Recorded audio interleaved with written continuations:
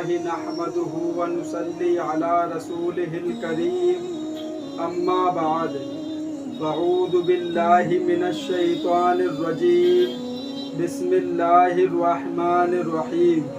اللہ تعالیٰ سے دعا ہے اللہ تعالیٰ صحیح طریقے سے بات کہنے کی، سننے کی، سمجھنے کی، پھر اس پہ ہم سب کو عمل کی توفیق عطا فرمائے۔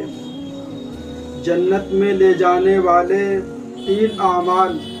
حضرت عبداللہ بن سلام رضی اللہ تعالی عنہ کہتے ہیں کہ جب نبی صلی اللہ علیہ وسلم مدینہ میں رواں ہوئے تو لوگ آپ صلی اللہ علیہ وسلم کی طرف دوڑ پڑے اور چرچا ہوا کہ نبی پاک صلی اللہ علیہ وسلم تشریف لے آئے۔ چنانچہ میں بھی لوگوں کے ساتھ آیا تاکہ آپ کی زیارت کروں۔ بس جب میں نے نبی پاک صلی اللہ علیہ وسلم کا چہرہ انور اچھی طرح دیکھا تو میں نے جان لیا کہ آپ صلی اللہ علیہ وسلم کا چہرہ جھوٹے کا چہرہ نہیں، چہرہ دل کا ترجمان ہوتا ہے۔ اندرونی کیفیت چہرے پر نمودار ہوتی ہے۔ بھلا برا آدمی چہرے سے پہچان لیا جاتا ہے۔ حضرت عبداللہ بن سلام رضی اللہ تعالی عنہ نے بھی چہرہ انور دیکھتے ہی فیصلہ کر لیا کہ نبی پاک صلی اللہ علیہ وسلم سچے نبی ہیں، اور آپ نے جو سب سے پہلے بات فرمائی وہ یہ تھی، لوگوں سلام کو رواج دو، غریبوں کو کھانا کھلاؤ، اور جب لوگ سو رہے ہوں تو نماز تہجد پڑھو، بے خطر جنت میں داخل ہو جاؤ گے۔ تشریف سلام کو رواج اس طرح ملتا ہے کہ ہر مسلمان کو سلام کیا جائے، خواہ آدمی اس کو پہچانتا ہو یا نہ پہچانتا ہو، اور ہر مسلمان کے سلام کا جواب دیا جائے، خواہ آدمی اس کو پہچانتا ہو یا نہ پہچانتا ہو، بس مسلمان ہونا شرط ہے۔ اس طرح کرنے سے معاشرے میں سلام کا رواج چل پڑتا ہے، پھر سلام سے باہمی و الفت و محبت پیدا ہوتی ہے، اور محبت سے دینی کاموں میں مدد ملتی ہے۔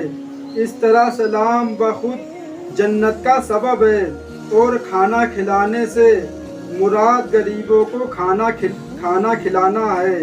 خاص طور پر بھوک مری کے زمانے میں کھانا بہت بڑا کار ثواب ہے، اور رات میں جب لوگ سوئے ہوں اٹھ کر تہجد میں مشغول ہونا دینداری کے جذبہ ہی سے ہوتا ہے۔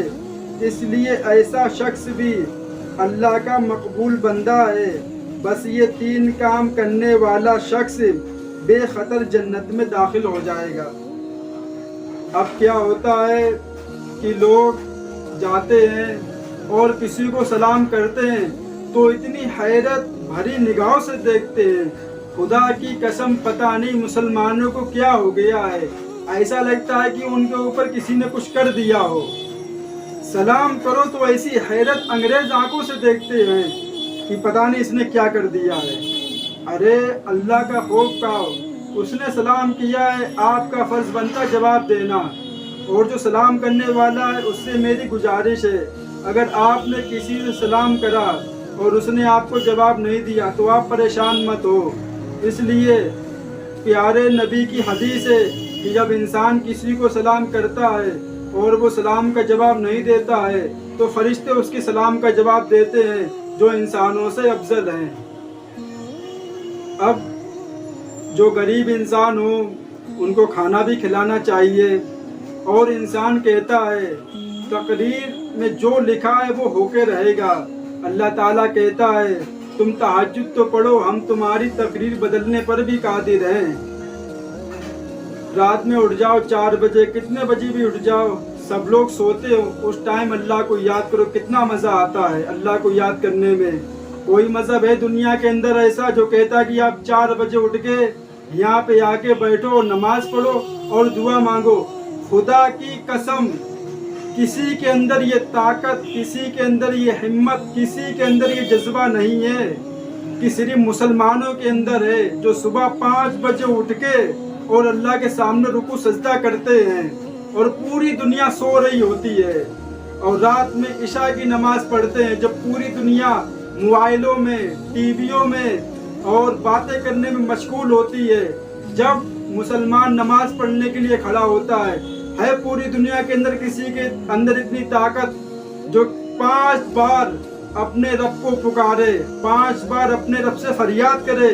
میرے بھائی، یہ طاقت کسی کے اندر نہیں ہے، طاقت صرف اور صرف مسلمان کے اندر ہے، جو صبح 5 بجے اٹھ کے، چاہے وہ سردی کا موسم ہو، چاہے وہ گرمی کا موسم ہو، چاہے طوفان آ جائے، چاہے بارش آ جائے، چاہے کچھ بھی ہو جائے، لیکن مسلمان جو سچا مسلمان ہے، جو اللہ نبی پہ ایمان لاتا ہے، وہ کبھی بھی نماز نہیں چھوڑ سکتا ہے۔ اس لیے غیر مسلموں میں اور مسلمانوں میں صرف اور صرف نماز کا فرق ہے۔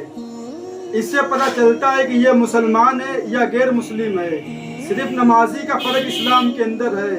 روزہ ایسی چیز ہے، آپ روزہ رکھے ہوئے ہو تو اس سے نہیں سمجھ میں آتا کہ آپ روزہ ہو یا نہیں ہو۔ اس لیے جب بھی انسان کھانا کھاتا ہے وہ تو چھپ کے کھانا کھاتا ہے، اپنے گھر میں کھانا کھائے گا۔ انسان کسی کے پیچھے تھوڑی پڑا ہوا ہے کہ آپ کہاں کھانا کھانے جا رہے ہو۔ اور لیکن نماز ایسی چیز ہے، انسان نماز پڑھنے جائے گا، وہ گھر سے باہر نکلے گا، اس کے سر پہ ٹوپی ہوگی، اس سے پتہ چلے گا کہ وہ مسلمان ہے یا غیر مسلم ہے۔ نمازی کا فرق اسلام کے اندر ہے کہ مسلمان کو پہچاننے کے لیے اگر وہ نماز پڑھتا تو وہ مسلمان ہے۔ وآخر دعوانا والحمد للہ رب العالمین۔